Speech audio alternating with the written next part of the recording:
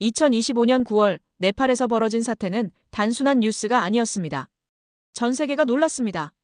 네팔 정부가 전격적으로 SNS를 차단하자 수만 명의 청년들이 거리로 쏟아져 나왔기 때문입니다.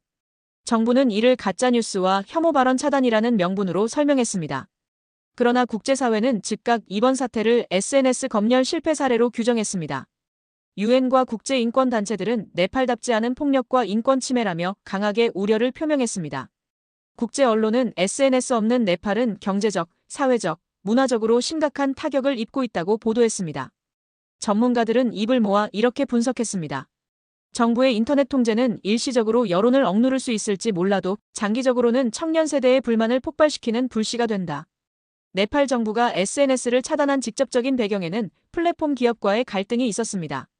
정부는 페이스북, 인스타그램, 유튜브 같은 글로벌 기업들에게 현지 법인 등록과 책임자 지정을 요구했습니다. 그러나 거대 기업들은 이를 거부했고 결국 정부는 9월 초 SNS 전면 차단이라는 초강수를 두었습니다. 문제는 타이밍이었습니다. 그 시점에 SNS에서는 정치인과 고위 관료, 자녀들의 특권과 사치를 고발하는 네포키드, 즉 네포티즘 키드 이슈가 폭발적으로 확산되고 있었습니다. 청년들이 주도한 반부패 캠페인은 전국으로 퍼지며 정치권을 압박하고 있었습니다. 이런 상황에서 내려진 SNS 차단은 곧바로 정권 보호를 위한 검열로 인식되었습니다. 이미 쌓여있던 불만은 분노로 바뀌었고 거리로 분출된 것입니다. 시위의 전개는 빠르게 격화됐습니다. 초기에는 평화적인 집회로 시작했지만 곧 국회와 관공서, 정치인 저택까지 공격 대상으로 번졌습니다. 정부는 강경 진압에 나섰고 총격까지 벌어지면서 사상자가 속출했습니다. 결국 국제적 압력과 내부 혼란 속에서 SNS 차단은 해제되었고 총리마저 사임하게 되었습니다. 이 과정은 네팔 청년 세대에게 강렬한 메시지를 남겼습니다. 표현의 자유는 곧 생존권이다. 이 사건을 단순히 인터넷 검열로만 본다면 본질을 놓치게 됩니다. 네팔 사회에는 이미 정치적 불안정, 경제적 위기, 사회적 불평등이 깊게 자리하고 있었습니다. 정치적으로 네팔은 2008년 왕정을 폐지하고 민주공화국으로 전환했지만 지난 15년간 총리 교체와 정당 분열이 끊임없이 반복되었습니다. 정권은 유지에 급급했고 정책 실행력은 매우 낮았습니다. 경제적으로는 국민의 20% 이상이 빈곤층에 속하고 1인당 GDP는 남아시아 최하위권에 머물렀습니다. 청년 실업률은 20%를 넘었고 고학력 청년들조차 취업 기회를 찾지 못했습니다. 해외 송금이 GDP의 3분의 1을 차지할 정도로 해외 이주가 늘어나고 있었고 소득 격차는 더욱 심화되었습니다. 사회적 분위기도 심각했습니다. 정치인과 고위층 자녀의 특권과 사치가 SNS를 통해 확산되면서 네포키드 운동은 불을 지폈습니다. 청년 인구 비중이 40%를 넘는 상황에서 이들의 분노는 언제든 폭발할 수 있는 화약고와 같았습니다. 네팔 사태의 중심에는 Z세대, 즉 젊은 청년 세대가 있었습니다. 이들은 단순히 SNS 사용 제한에 반대한 것이 아니었습니다. 그들은 삶의 기회와 미래를 빼앗긴 현실에 저항하고 있었습니다. SNS는 단순한 오락이 아니라 정보 습득, 사회적 관계, 취업과 창업, 심지어 생계까지 연결되는 핵심 인프라였습니다. 따라서 차단은 단순한 불편이 아니라 삶의 기반을 빼앗기는 경험이었습니다. 젠지는 부패와 불평등에 민감합니다. 정치인과 고위층 자녀의 특권을 실시간으로 공유하며 집단적 분노를 키웠습니다.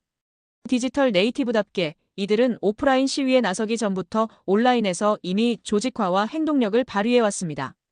SNS 차단은 곧 목소리를 지우려는 권력의 시도로 읽혔고 저항은 자연스러운 흐름이었습니다. 청년들은 이렇게 외쳤습니다. 우리는 더 이상 참을 수 없다. 차단은 단지 핑계일 뿐이다. 이 사태는 네팔만의 문제가 아닙니다. 글로벌한 맥락에서 이해해야 합니다. 지금 세계 곳곳에서 정부는 안보와 질서 유지를 이유로 인터넷 검열을 강화하고 있습니다. 그러나 인터넷은 더 이상 사치가 아니라 민주주의 작동을 위한 필수 인프라입니다. 검열은 잠시 여론을 억누를 수 있지만 장기적으로는 더 큰 저항과 국제적 고립을 낳습니다. 네팔의 사례는 그 전형을 보여주었습니다. 앞으로 네팔의 전망은 불투명합니다. 정치적으로는 총리 사임 이후 과도 정부가 들어섰지만 청년층의 신뢰를 회복하지 못한다면 안정은 요원합니다. 경제적으로는 외국 투자와 관광 산업이 타격을 입었고 해외 이주와 송금 의존은 더 심화될 가능성이 큽니다. 사회적으로는 SNS가 재개되었지만 청년층은 정부를 더 이상 신뢰하지 않습니다. 새로운 정치 운동으로 발전할 가능성도 충분히 있습니다.